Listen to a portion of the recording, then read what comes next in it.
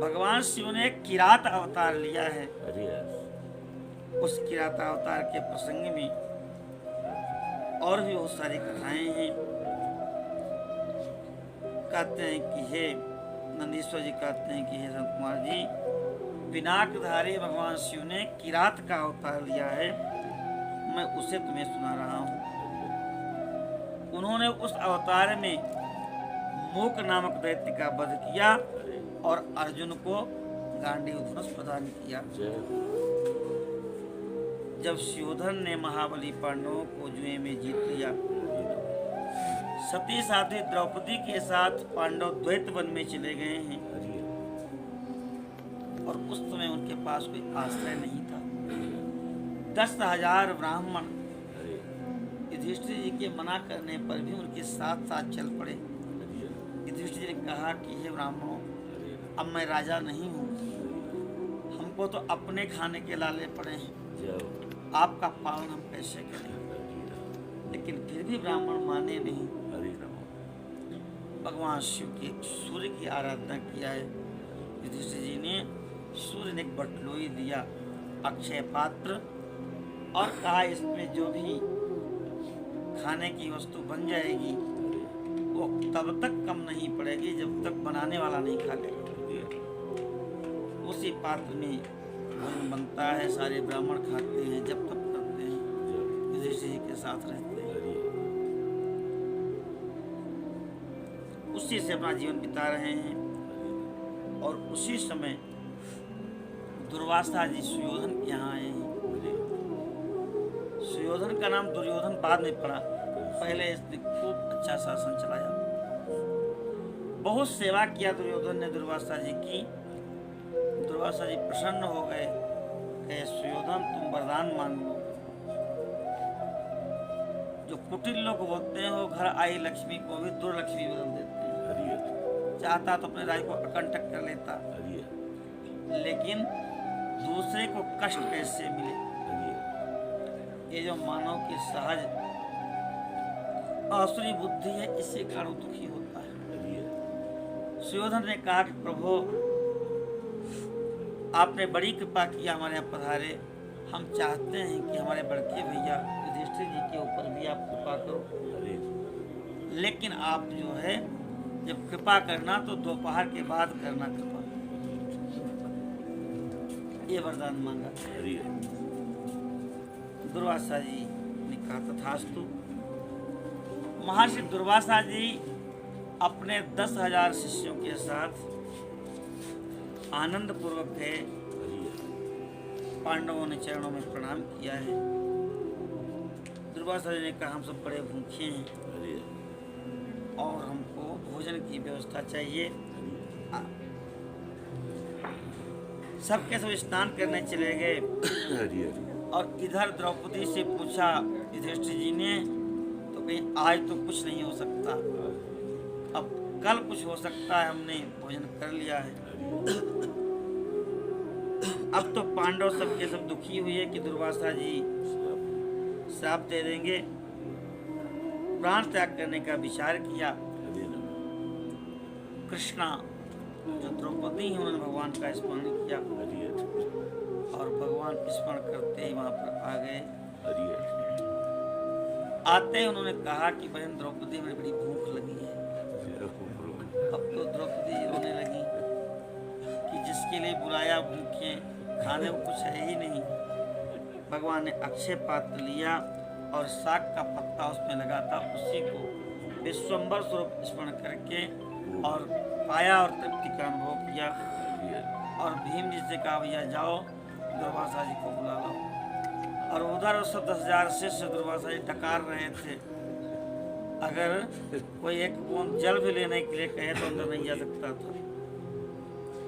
जब देखा कि भीम जी बुलाने आ रहे हैं, बड़े जबरदस्त है, जबरदस्ती पकड़ के ले जाएंगे, तो देखते ही सब भाग के खड़े।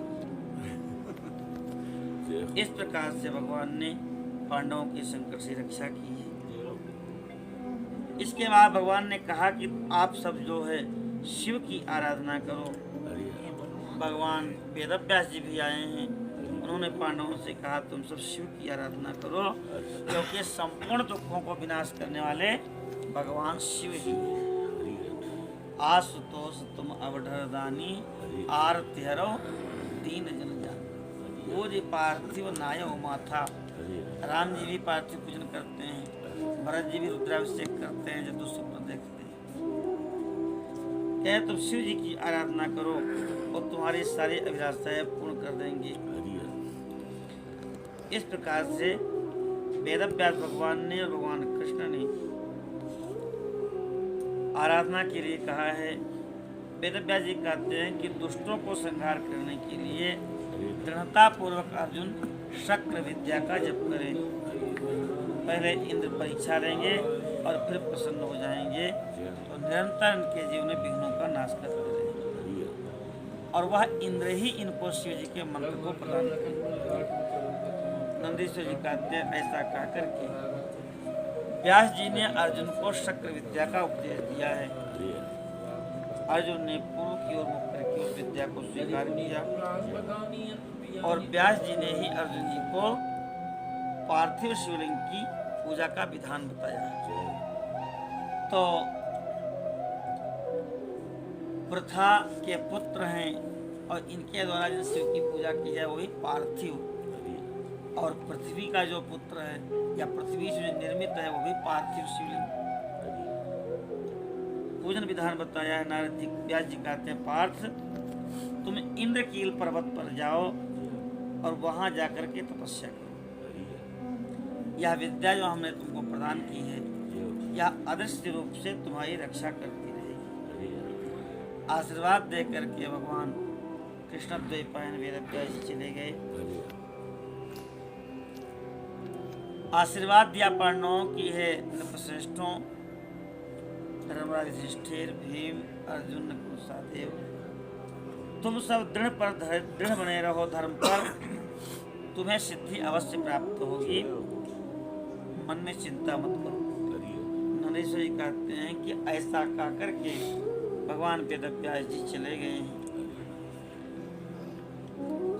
शिव मंत्र के धारण करने से अर्जुन में भी दृढ़ता आ गई, तेज व्याप्त हो गया है और पांडवों ने विचार किया कि वह अवश्य हमारी विजय हो जाएगी, क्योंकि अर्जुन शिव जी की कृपा से तेज संपन्न हो गए। तपस्या करने के लिए अर्जुन जी गए हैं। अर्जुन ने चारों भाइयों से द्रौपदी से अनुमति मांगी। इंद्रकील पर्वत पर गए हैं और वहां पर स्नान करके गुरुवर वेदव्यास जी को प्रणाम किया, जैसा उन्होंने आदेश दिया था। स्वयं तपस्वी का वेश बनाया। सबसे पहले इंद्रियों को ज्ञानेंद्रियों में लगाया। जो हाथ, पैर, मोतेंद्रिय, मलेंद्रिय और जिह्वा है ये कर्मेंद्रिय हैं। इन पर शासन ये ज्ञानेंद्रियां करती हैं।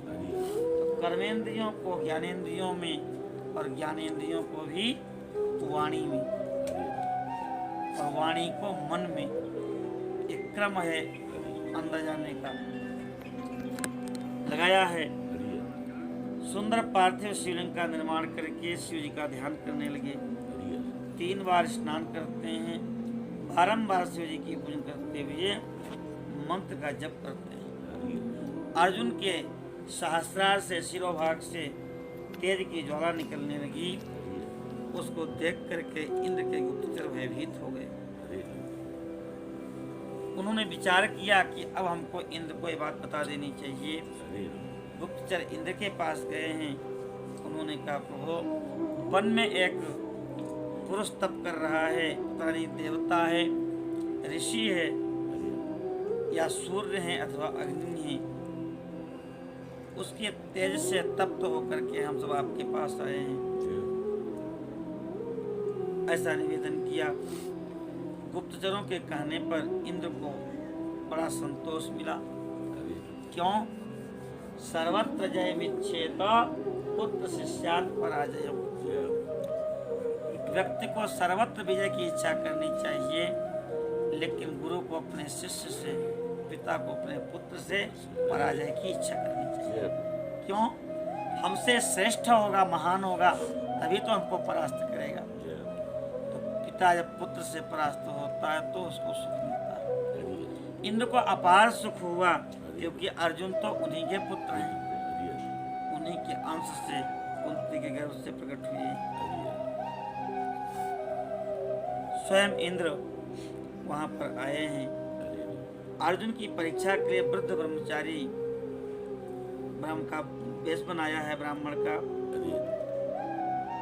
अर्जुन ने देखा तो उनकी पूजा किया और स्तुति करके खड़े हो गए। ब्राह्मण, आप बताइए आप क्यों आए हैं, मैं आपकी कौन सी सेवा करूं? इंद्र ने अर्जुन को जब देखा जिससे तब से डिग जाए, तो उन्होंने अपने स्वरूप में प्रकट होकर के शंकर का मंत्र बताया और उसको जप करने की आज्ञा दिया है। अपने अनुचरों को कहा कि तुम सब मिल करके इस तपस्वी की रक्षा करो। अर्जुन के भद्र, तुम कभी प्रमाद नहीं करना, क्योंकि प्रमाद करने वाले को राज्य की प्राप्ति नहीं होती, श्री की प्राप्ति नहीं होती। षड्दोषा पुरुषेणेह हातव्याभूतिमिच्छता निद्रा तंद्रा भयं क्रोध आलस्यम दीर्घ सुख। इसको ऐश्वर्य चाहिए, उसको 6 दोषों से बच के रहना चाहिए। बहुत ज्यादा निद्रा आना भी दरिद्रता का लक्षण है। हर समय ऊँघते ही रहना ये भी दरिद्रता का लक्षण है। सबसे भयभीत रहना, जो सबसे भयभीत रहेगा वो भी ऐश्वर्य को प्राप्त नहीं कर सकता। हर समय क्रोध में रहना, सबसे क्रोध में आप बात करेंगे, कटु वचन बोलेंगे तो आपके पास कौन आएगा? और जब कोई आपके पास आएगा ही नहीं तो क्रोध भी नहीं करना चाहिए। आलस्य और दीर्घ सूत्रता, किसी काम को टालते रहना। तो जो आज नहीं, कल नहीं, परसों, अभी तो बहुत समय है, तो ऐसे लोग श्री संपन्न नहीं हो पाते।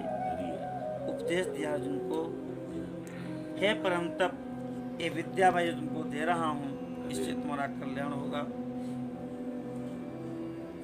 रक्षक तो सबके भगवान शिव ही हैं और वही संपत्ति और मोक्ष को देने वाले हैं। नंदीश्वर जी कहते हैं, हे मुनियों, वर दे करके और वह शिव विद्या दे करके इंद्र भगवान शिव का स्मरण करते हुए अपने स्वरूप को चले गए हैं।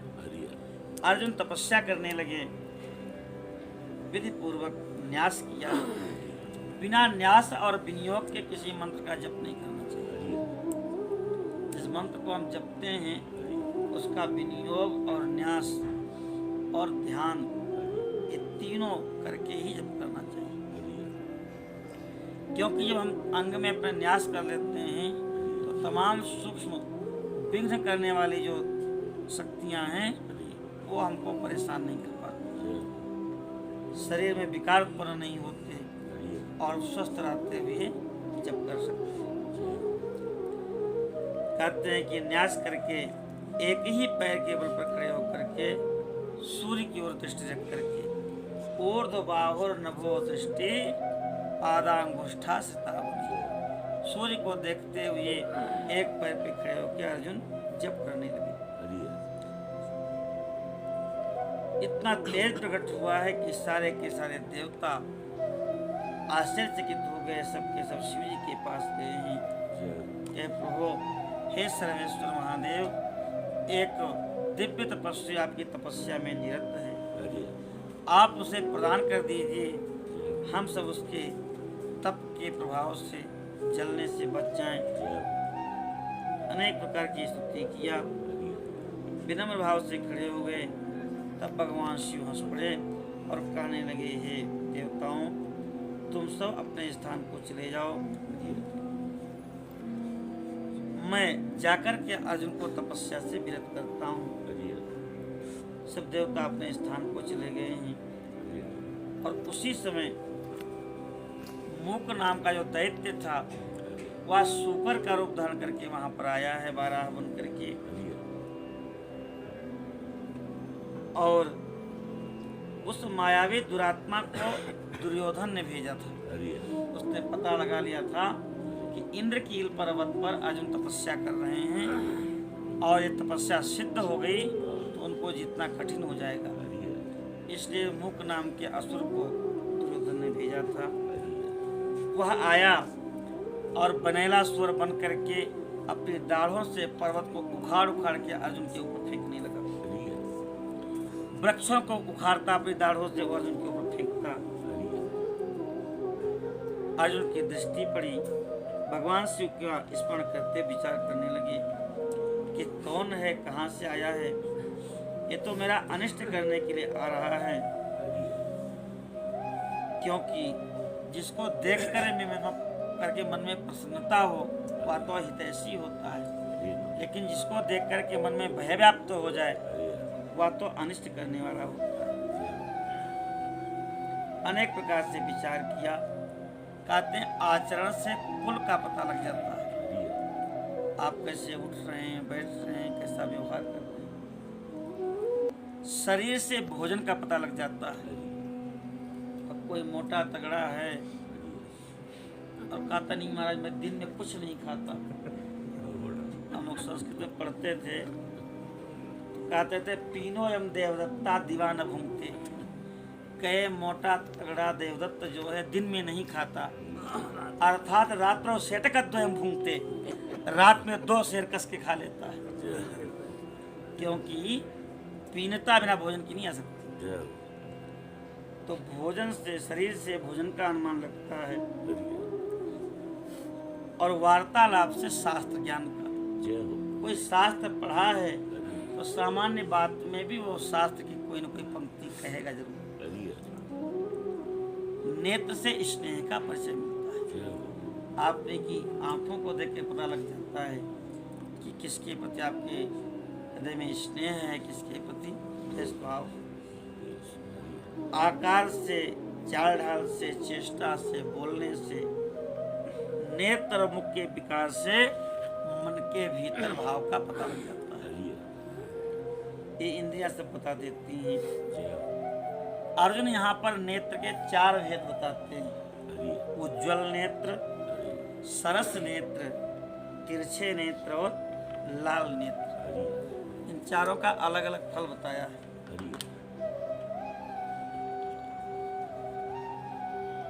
कहते हैं जब मित्र का संयोग होता है, कोई अपना अपने हृदय का जिगरी दोस्त मिलता है तो नेत्रों में चमक आ जाती है, नेत्र उज्ज्वल हो जाते हैं।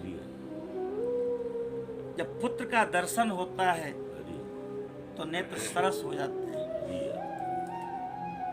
और कामिनी के प्राप्त होने पर नेत्र तिरछे हो जाते हैं, वक्र हो जाते हैं और शत्रु के दिखने पर नेत्र लाल हो जाते हैं। इसको देखते ही हमारे अंदर क्रोध आ रहा है। हमारी सारी इंद्रियां क्रोध से कांप जैसी रही हैं। इसका मतलब कि निसंदेह हमारा शत्रु और इसका हमें वध कर देना चाहिए।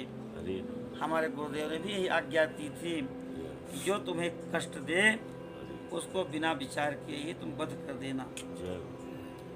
ऐसा विचार करके अर्जुन ने धनुष पर बाण चढ़ा करके और वहीं खड़े हो गए।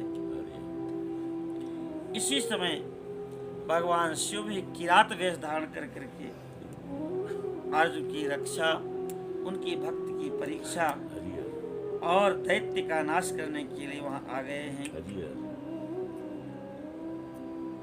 उस समय उनके साथ गणों का समूह भी था। भील का रूप धारण किए शिव जी, कांच बंधी हुई है, वस्त्र खंडों से ईशाना ध्वज बंधा हुआ है और सुंदर किरात बनकर के भगवान शिव आ गए हैं। चारों तरफ से लोग कहते हैं घेर लो, ऐसे करके उस सुअर को चारों तरफ से घेर रहे हैं और वह सुअर गुरगुराता हुआ चारों तरफ दौड़ रहा है।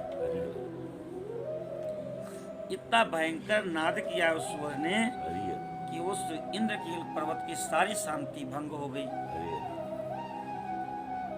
अर्जुन विचार करने लगे, ये किरात भगवान शिव तो नहीं है जो यहाँ शुभ करने के लिए कह रहे हो, क्योंकि इनको देख करके इनके प्रति हमारा बड़ा भाव जग रहा है। जय हो। भगवान कृष्ण और वेदव्यास जी ने भी कहा था हरि कि किसी न किसी रूप को बदल करके ही शिव जी आएंगे। हरि नमः। ऐसा करके उस किरात के बारे में सोचने लगे। हरि नमः। अनेक प्रकार से विचार कर रहे हैं अर्जुन। हरि कहते हैं कि लक्ष्मी रहे अथवा चली जाए, हरि मृत्यु आंखी के सामने ही क्यों न उपस्थित हो, जय लोग निंदा करें चाहे स्तुति करें, हरि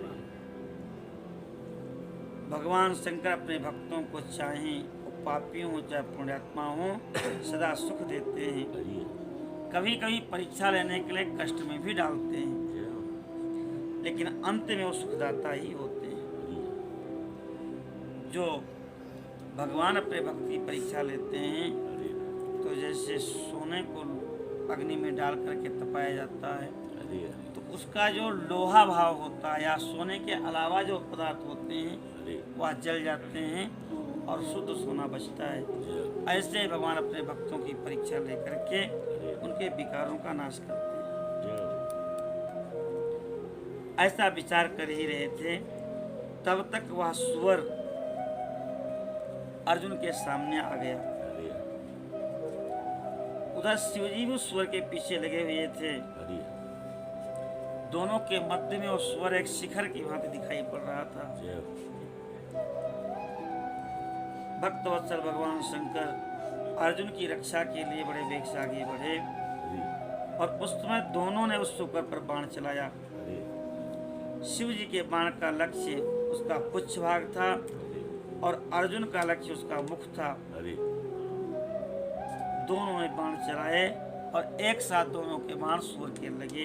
हरि नमः। सुअर के प्राण पक्षी उड़ गए। हरि देवता जय जयकार करने लगे, पुष्पों की वर्षा हुई है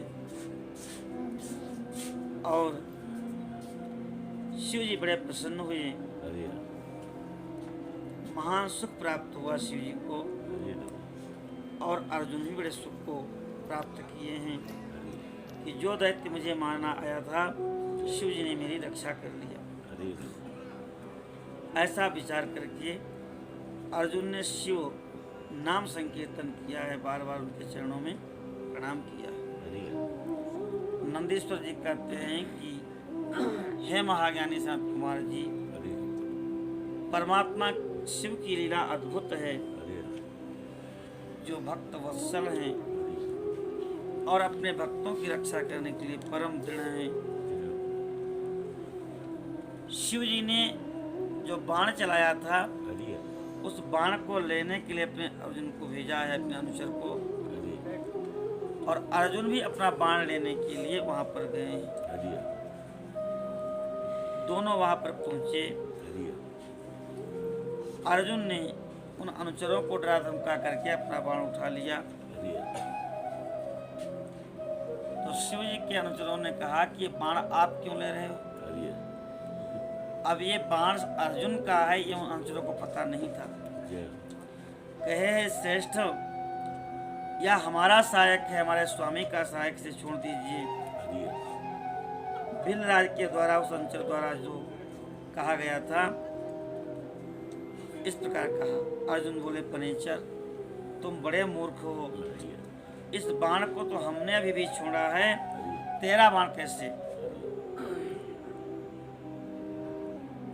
ये इसके पिछ पर मेरा नाम भी अंकित है। हरि नंदीश्वर जी कहते हैं उन्हें अर्जुन का कथन सुनकर के भील रूपी गणेश्वर को हंसी आ गई। हरि उन्होंने कहा "रे तापस, लगता है तू तपस्या नहीं कर रहा है, केवल वेश ही तपस्वी का है, जय क्योंकि सच्चा तपस्वी कभी छल कपट नहीं करता। हरि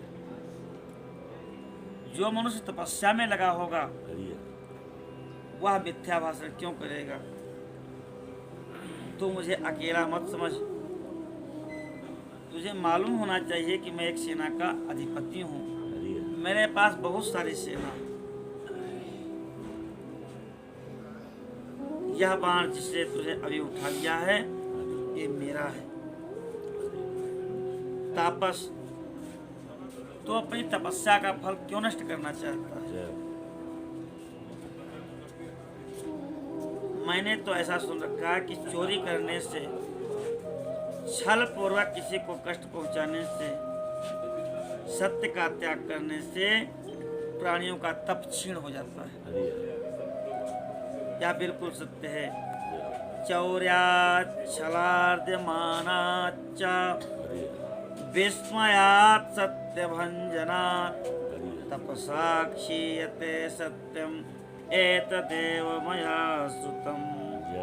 ये हमने सुना है। तो तू अपनी तपस्या क्यों नष्ट करना चाहता है? उस बाण को ले लेने से तू तप से च्युत हो जाएगा, कृतघ्न हो जाएगा, क्योंकि ये तेरा बाण नहीं है, तू झूठ बोल रहा है। जब तू सत्य नहीं बोल रहा है तो उसे तपस्या में सिद्धि कैसे मिलेगी? अगर तुझे बाण चाहिए ही तो चल के मेरे स्वामी से मांग ले। मेरे स्वामी यही विराजमान है, तुझे बाण दे देंगे। लेकिन तू उपकार का त्याग करके अपकार चाहता है।